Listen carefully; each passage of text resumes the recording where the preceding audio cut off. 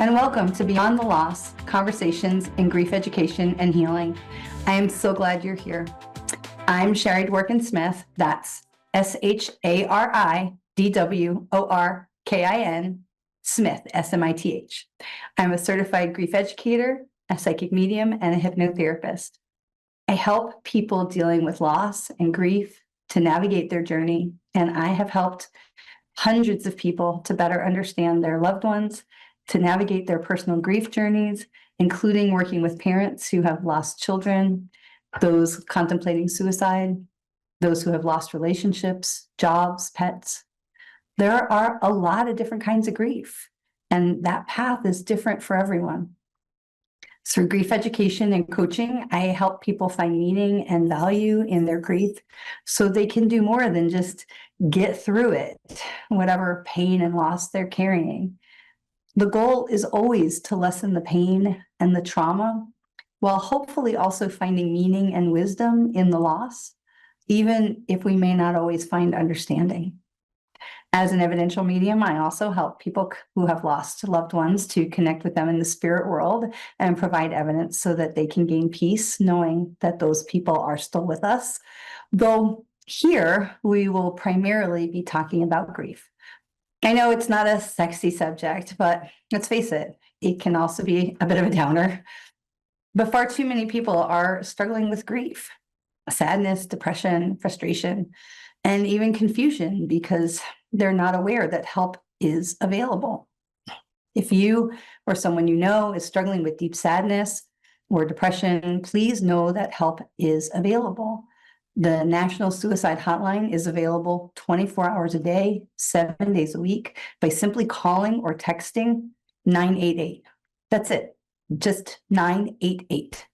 And you will be connected to confidential support for yourself or someone you care about. As for me, please forgive me, I'm having allergies this week. But for me, this work is what I do. This is what I do as well. And if you're struggling and something that I say resonates with you, please don't hesitate to reach out to me at my website at sharidworkinsmith.com. That's SHARIDWORKINSMITH.com. There's a chat function there, and everything is confidential with me as well. We're all struggling with something. We don't have to do it alone. And that's why I wanted to create this podcast. This is our safe space where we can navigate grief journeys by sharing our stories and our feelings, along with tools to help us move through the grief in more meaningful ways. I look forward to your calls and connecting with you. Whatever kind of grief that you're carrying, whether you're grieving the loss of a pet or a job or a relationship, or maybe you're struggling like a lot of people right now with the holidays and the ending of the year. Maybe even some apprehension about the beginning of the new year and what might be in store. Whatever it is, this is a place where we can talk about it. And I want to know what's on your mind. As we get ready for our first caller, I want to remind everyone that as smart as these AI systems can be, they often have trouble spelling my name, which is why I keep spelling it for you. I know it's not an easy one, so if you're looking for me, please be sure you check A1R Psychic Radio or askoneradio.com because they've got it right. Okay, it looks like we've got, who do we got? It looks like we Rosalind in Virginia on the line. So Rosalind, thank you for being with us. Thank you for having me. How can we help today? Welcome. Okay, well, I guess I would like to connect with my loved ones for guidance for New Year's. So, as you might guess, we do these podcasts here at home. And I do have dogs. So if you're hearing some barking in the background, I do apologize. That's my little 7-pound Chihuahua who thinks he's a giant dog. There is a giant dog also. But Rosalind, would you be so kind as to repeat? You're looking to connect with your dad. Is that correct? Well, actually, my sister. Oh, your sister. Okay, my apologies. I did not hear Mhm. over the barking. I do apologize for that. So, It's okay. as I said, I am a medium, but this podcast is really about dealing with grief and loss. And so, may I ask, please, how long your sister has been passed? About at least 5 years. Okay. And how are you doing? I'm doing okay. It I feels feel like like you all were her close. death. We were, Yeah. we were. Yeah. What were you going to say? I'm sorry, I didn't mean to interrupt you. I feel like I'm doing well. I think I'm doing better now. I feel like her death kind of took me to a place of healing and growth as well. Okay. Okay. And am I correct in feeling that she was ill for a while before her passing? Mm, not physically. No. Okay. Because it's interesting, because even as I feel into this, I feel as if there's two sides here, as if her loss was somehow expected, but it also a bit of a surprise as well.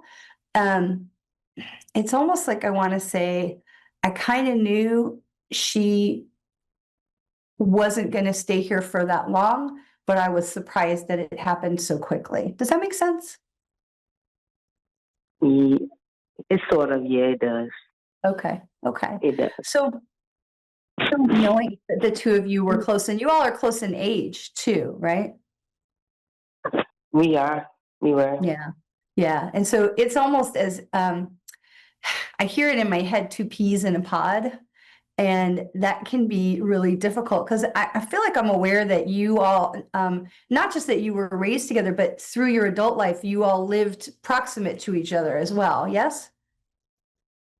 We wasn't really raised together. We were separated at a certain age, at a young age, and then we reunited um years, a little bit years later, maybe like 10, 12 years later, and we lived together Okay. So for there is some a period time. of time in the adult life when you were living together. Yes? Mhm. Yeah. Yes, ma'am. And there is this feeling of we counted on each other and we leaned on each other as well. And the thing that I want to say is that that doesn't change just because your sister's in spirit. And would you give me her name, please? Just her first name. Crys- Crystal. Crystal. That's beautiful. I always try to take notes just so I can make sure we stay on track. It does feel like, and it does feel also that there are plans that we had ideas of plans in our mind that then got put on a shelf because of her passing. Yes? Yes, that's true. Hmm. Yeah. Yeah. And so the thing that is really coming in for me is about her still being very proximate, because I keep hearing this word in my head about proximate. She's near you, she's near you. And that she is wanting you to continue to go on with the plans, even if you're not doing that right with her specifically, that there were things that you all were planning to do that she would still love to help you to be able to do them. And that her position now on the other side of the veil allows her to continue to support you just in a different way. Does that make sense? Yes, it does. Okay. Um, I feel like I want to talk to you about things that are unfinished around your relationship with her. And I know you had mentioned that you had come to a place of more healing with her passing. And I think that's really important. And if we can come to peace around our loved ones passing, it can make all the difference in the world. But one of the things that also is important is honoring our relationship that we had, honoring our loved ones. And we don't forget them, of course, but honoring that relationship by bringing something into our current life, our day-to-day life that has some connection to them. And this is where she's talking to me about the plans that we had. There are still some things that you're able to do that would allow you to bring her closer to you and to let her be more part of your life and more part of your everyday goings on. Do you understand? I do. It Okay. resonates. Okay, because there's also something about there's something about food with her as well. Was she the one who was the cooker of the two of you? I tell you, it's so crazy because she loved to cook and she had attended culinary school. She didn't quite finish, but that was her intentions, and I actually just finished myself in honor of her. Oh, I love that So, honor. I love that. That is so hmm amazing. Congratulations to you. How thank fantastic. you, Because you thank have you. some recipes. Now, these feel like family recipes, like passed down from higher than the two of you. Yes? Hmm. Okay. And so there were some things that she was becoming known for, Miss Crystal, of being known for cooking these things. And now she's like, now you can do it, Rosalind. Now you cook it. Yeah. Yeah. Yeah. Mm. So there is now there's a perspective shift with you with this, with culinary school, because it feels like you weren't originally planning to do the culinary school. And I know you said you finished it in her honor, which is magnificent. But now there's a whole new career path in front of you. And she is really encouraging you because, um, excuse me, was there some kind of a conversation about opening a restaurant or a food truck, like a cart, something like that? Um, it was sort of, yeah. Okay.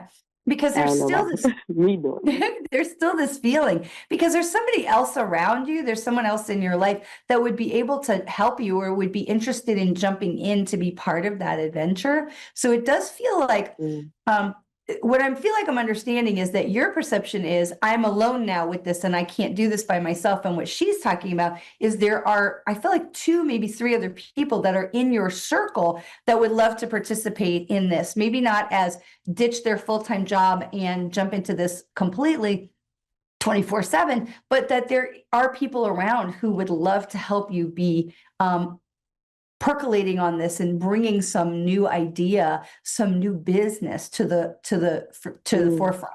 Does that make sense? It does. It really Okay. does. And she's talking about how you're not alone in that, but you've been feeling that way, like I can't do this without you, right? Mhm. Okay, and so she's asking you to Mm. kind of look around a little bit because there's people around that would be on board with continuing her Mm. legacy, and it does feel like this has her name on it too. You know, Crystal's food cart, Crystal's something. Is there some kind of a stew or I want to. I feel like I'm smelling jambalaya. Okay, but that may not be exactly right. But it's some kind of a stew with like chicken and shrimp and things like that. Because I feel I can smell these spices in my nose. Does that make sense? Mm. I don't know. I know she had told me like before she passed for the last Thanksgiving, she had told me the things we use for to create a seafood, not a seafood boil, but a seafood salad, and Okay. those are Okay. some of the ingredients. Okay. And it's spicy. She did not have a mellow palate. I think that she had a taste for spicier foods. Yes. Mhm. Okay, awesome. Well, it's just something to consider. Remember, nothing that I say here is a mandate. But it's something to consider that you have now gone through culinary school and yay, congratulations again. And that you have done this as a way to honor your sister. But it's important to now honor both of you and the relationship and the legacy by doing something with it. And it does feel like there's an opportunity for you to consider doing something that has, you know, a collaboration, not just of you and Crystal, but of the other people around you who loved her and who would love to be part of honoring her legacy as well. So I look forward to hearing what you come up with and what you all decide to do. But I do want to be clear that she is around you and she is Mm. aiming to help you. Now, do you have young adult children, Rosalind? I have, well, I have, yeah, 13-year-old and two twin 1 year old, 1.5 year old boys. Oh my goodness. You have got your hands full. Okay. They're showing me Yeah, I somebody do. that is in like that young adult time, 13 to, 16 or so, that would be very interested in being involved as well. So not to discount the younger ones because they can be very, very helpful. Okay. This sounds like a family affair to me. So, well, I wish you all good luck. And I hope you will find me on my website and shoot me a text message and just say, this is what we're doing. I would love to hear about it. And I wish you all good luck. Will. So many happy, Thank healthy, you so much. profitable New Year's blessings to you. Thank you so very much. You have a good one. Happy New Year. Thank you, new friend. Thank you. We've got Rosemary in Philadelphia. Hi, Rosemary. Welcome to Beyond the Loss. Hi, how are you? I'm good, honey. How are you today? Happy New Year. Happy New Year to you too. Good yourself? Yeah, all good. It's all good. What can we help you with? What kind of a loss are we talking about today? Whatever you pick up, relationship or a new job or traveling or relocation, whatever you pick up. Okay, so you're looking for some psychic work. Okay, and so our podcast today, and I know that most of what they do on Ask One Radio is the psychic podcast, and I so value and appreciate that. I'm the outlier. Excuse me, I'm the outlier with allergies. I'm the outlier. So here on Beyond the Loss, we're talking about the loss of loved ones or the loss of relationships, the loss of a pet, some kind of a grief journey, and to be able to help people navigate their grief journey. So is there anything there that we can help you with today? I know I lost both parents within 3 years of each other. So I'm sorry, can you say that to me again? I apologize. I missed that. Can you say that again? I lost two parents and within 3 years of each other. So it's been 2 years that's rough. and 5 years. That's rough. How are you doing? All right. Not easy with my brother, but it's all right. Siblings are never easy. So, as soon as you started talking to me, Rosemary, and we do a little bit of mediumship here. We do try to stay focused on the grief work, but we do a little bit of mediumship here because that's just who I am. But as soon as you said to me that you lost both of your parents in a short period of time, I heard the word ball buster in my head. And forgive me, I'm not trying to be crass with anybody, but do you understand one of your parents could be described in that way? You said bald? No. I have a significant others. Oh, is that where the ball buster is? Yeah. Somebody who tells it straight and, doesn't tells it like it is and doesn't let you get away with stuff. My mother. No, I thought you meant the other way. That was my mother. Okay. No, yeah, because as soon as you said you lost both of your parents, I heard that in my head. Oh, she was a real ball buster. I always want to be careful about that because I just, we never want to offend, of course, anyone here or in the spirit world. But I could hear that she was a tough cookie. Maybe that's a better way to say it, that she was a tough cookie and that she was really, boy, there were no secrets with her, huh? No. Yeah, she knew it all. She knew it all. But the other thing I'm aware of with this, Rosemary, is that you were really instrumental in caregiving and being around with your parents and the ending days of their lives. Yes? Yes. Yeah. And so there's a not just the loss of the parents who we love, but there's also this loss of this life change, all these things that because you cared for them for a long time. I know you said, 2 losses in 3 years. That's an extended period of time where your focus is so on, what do you need? What do you need? What do you need? And when they are both gone, all of a sudden there's this silence that can be really challenging. Would you agree? Yes. And how are you doing with all that?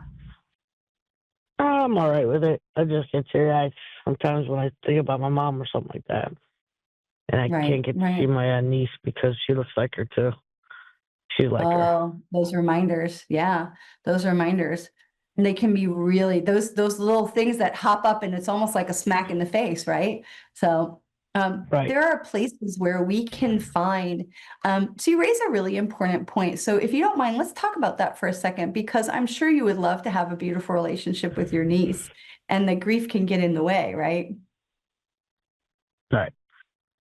So when you look at older pictures of mom and how she looks like your niece and your niece looks like mom, there are things that we can do to, instead of focusing in the present of mom's not here, and every time I see my niece, I see that reminder that mom's not here.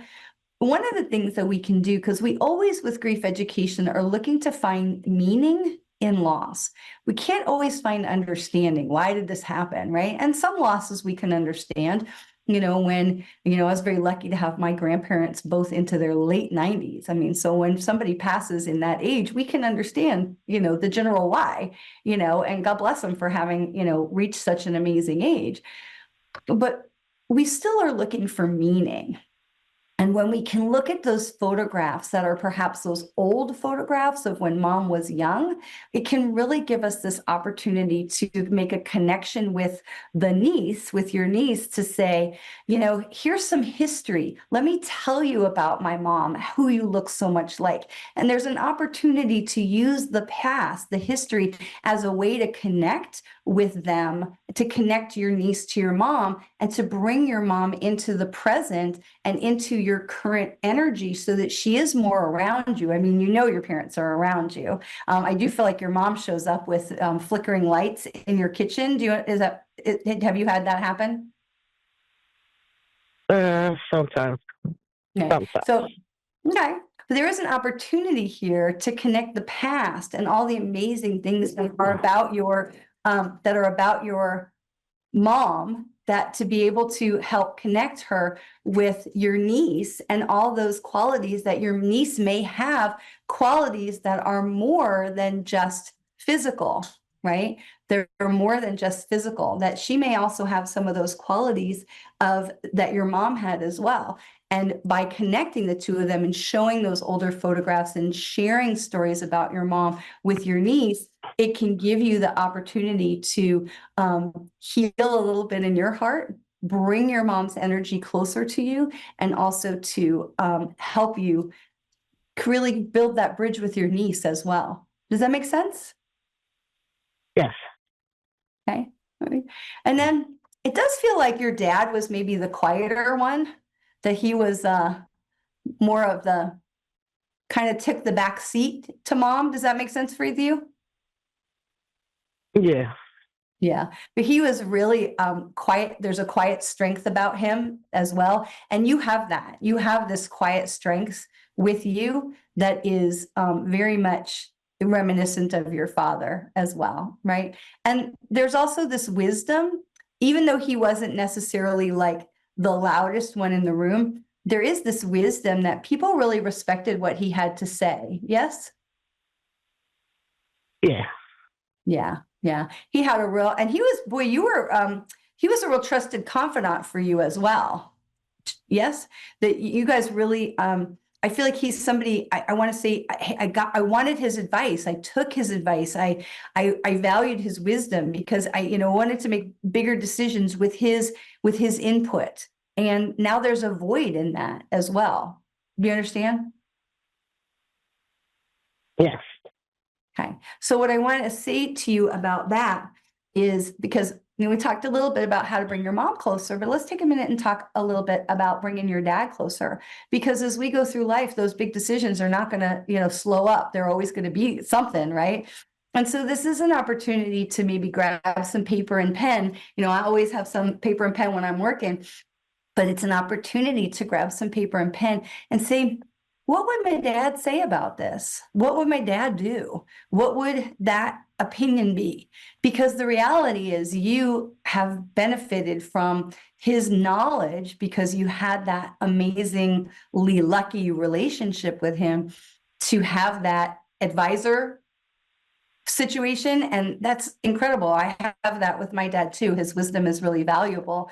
And I say to myself all the time, what would my dad say about this? What would his thoughts be? And you can almost hear it in your head because you know him and you know what he would say. And then you can ask him, even from the spirit side, to come close to you and say, hey, listen, show me wisdom, show me a sign, bring me a sign that you're near to me, because we can choose how we are grieving our loved ones. Some people choose to close the door and they're like, I don't want to look at pictures. I don't want to talk about it. I don't want to say their names. I don't want anything. And that's okay, because there's no one right or wrong way to grieve. But when we can choose to bring them closer to us, it's an amazing thing that happens, because from the other side, they have an ability to help us in ways that we couldn't have even imagined. And so I want you to understand that even though your parents are not here physically in the way that they were, they're still with you, and they have magnificent abilities to help when we can choose to allow them to come closer to us. And so I don't want you to feel like, oh, I have to do it all myself now because they're not here, because that's really not the truth of the situation. And so through your mom, to be able to have those photographs and cultivating perhaps even a closer relationship with your niece than you had had before, because you can now be this bridge between the generations and a mentor to your niece, and hear your father still having the opportunity to mentor to you through big decisions and sharing his wisdom that may come through in thoughts that pop into your head. It could come through in dreams. You might even just be driving and see a billboard and be like, oh my gosh, that's the answer I was looking for. And sometimes people will say things to us where we have, I can't believe you just said that. Oh my gosh, that's exactly what I needed to hear. Have you ever had that happen?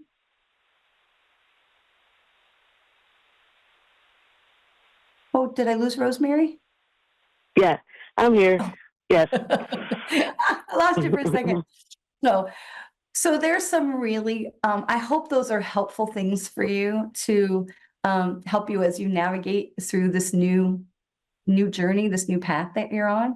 And I want to tell you, thank you so much for taking the time to call in to Beyond the Loss today and spending some time with me.